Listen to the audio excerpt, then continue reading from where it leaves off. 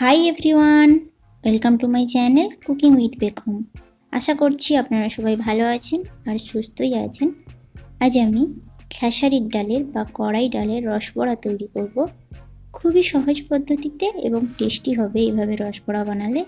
তো চলুন দেখে নেওয়া যাক। প্রথমে আমি এখানে নিয়েছি কড়াই ডাল। এখানে ডালটা আমি নিয়েছি 200 গ্রাম, চাইলে আপনারা বেশি পরিমাণও নিতে পারেন। এরপর ডালটা ভালো করে ধুয়ে নেব, এর জন্য অন্য একটা পাত্রে নিয়ে নিচ্ছি। পরিমাণ মতো জল দিয়ে 2-3 বারে ভালো করে ডালটা ধুয়ে নিতে হবে এভাবে করে।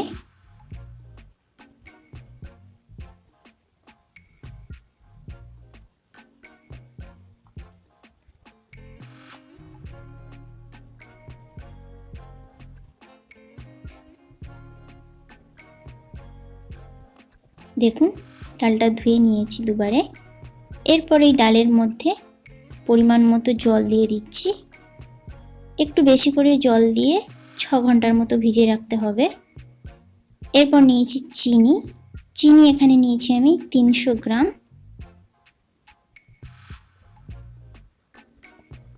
ছ ঘন্টা পরে দেখুন ডালটা এইভাবে ভিজে গেছে ফুলে ফেঁপে। আপনারা চাইলে সারা রাতও ভিজিয়ে রাখতে পারেন, তাতে আরও ভালো হবে। এরপর ডালটা আমি একটা শিলনোড়ার মধ্যে নিয়ে বেটে নেব। এভাবে করে মিহি করে বেটে নিতে হবে। আপনাদের হাতের কাছে যদি মিক্সি থাকে তাহলে মিক্সিতেও পেস্ট করে নিতে পারেন, তবে খুব বেশি পাতলা করে পেস্ট করার দরকার নেই, একটু শুকনো শুকনো করেই করতে হবে। দেখুন আমি একটু জল দিইনি, যেভাবে জলে ছিল তো সেই ডালের মধ্যে থেকে ভিজেই তুলে নিয়েছি।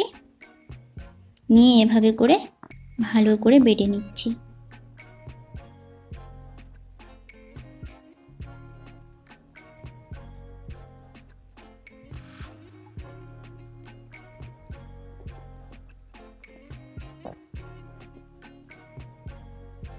এভাবে একবারে বেটে নিয়ে আমি আরও একবার বেটে নেব, অর্থাৎ 2 পিছনে বেটে নেব, তাহলে মিহি করে বাটা হবে।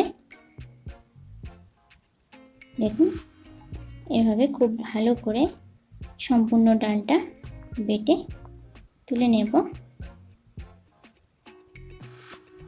দেখুন কতটা সুন্দর বাটা হয়েছে।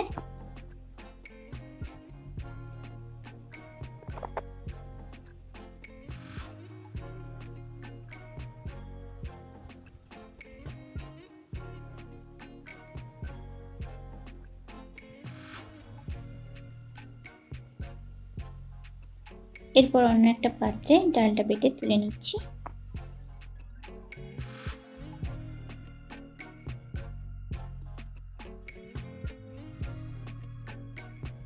এভাবে ডাল বাটাটা নিয়ে এর মধ্যে দিচ্ছি স্বাদ অনুযায়ী সামান্য লবণ, একই সাথে দিচ্ছি baking soda 1/8 teaspoon. Baking soda বলতে খাওয়া সোডা আমরা যেটাকে বলি সেটাই দিয়ে খুব ভালো করে ফেটিয়ে নিতে হবে বেশ অনেকটা সময় ধরে। এভাবে এই ডালের রস পোড়ার ক্ষেত্রে যত ভালো করে এভাবে ফেটানো যাবে তত ভালো হয়ে বড়াগুলো ফুলবে। দেখুন বেশ ভালো করে অনেকটা সময় ধরে আমি ফেটিয়ে নিলাম। এভাবে ওভেনে কড়াই বসিয়ে কড়াই গরম করে দিয়ে দিচ্ছি ওই চিনিটা এভাবে করে দিয়ে এর মধ্যে দিয়ে দিচ্ছি 5 পিস এলাচটা দিয়ে বেশি আঁচে একটু লালচে হয়ে গেলে আমি সামান্য পরিমাণ জল দিয়ে চিনির শিরাটা তৈরি করে নেব। ওইভাবে নাড়িয়ে চাড়িয়ে একটু পুড়ে গেলে তারপরে জলটা দিলে শিরাটা বেশ লালচে কালারের হয়, তাই আমি একটু হালকা করে কড়াই লাগিয়ে নিয়েছি বেশি আঁচে। তারপরে নাড়িয়ে চাড়িয়ে আমি রসটা তৈরি করে নেব, অর্থাৎ রস বড়ার যে রসটা। দেখুন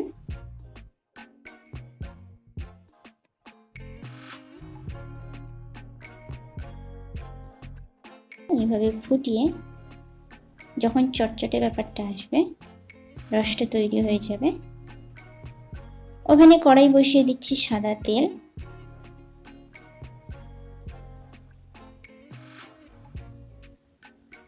তেলটা গরম হয়ে গেলে ওই ব্যাটার থেকে অল্প অল্প নিয়ে এভাবে ছোট ছোট বড়ার আকারে দিয়ে দিতে হবে।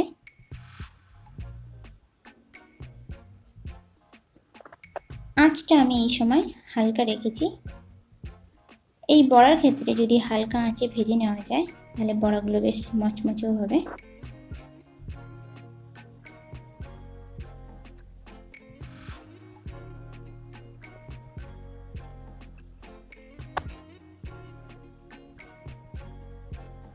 এভাবে করে দিয়ে এক পিঠ হয়ে গেলে উল্টে পাল্টে নিচ্ছি নাড়িয়ে চাড়িয়ে। আর আঁচটা আমি দেখুন বরাবরের মধ্যেই হালকা রেখেছি। হালকা আঁচেই উল্টে পাল্টে লালচে করে ভেজে নিতে হবে বড়াগুলো।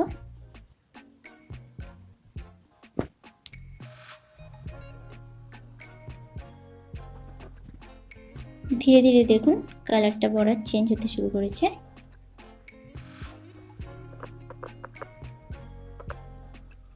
এভাবে করে উল্টে পাল্টে বড়াগুলো যখন লালচে হয়ে আসবে আমি তুলে নিচ্ছি।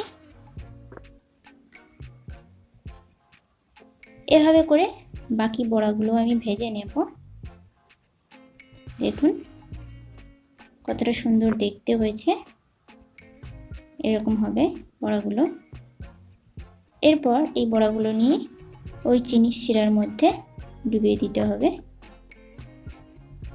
দেখতে হবে রসটার মধ্যে যেন সম্পূর্ণ বড়াগুলো ডুবে থাকে, তাই এইভাবে আমি নাড়িয়ে চাড়িয়ে ডুবিয়ে দেব। 1 থেকে 1.5 ঘন্টা পর আমি এটা পরিবেশন করে দেব।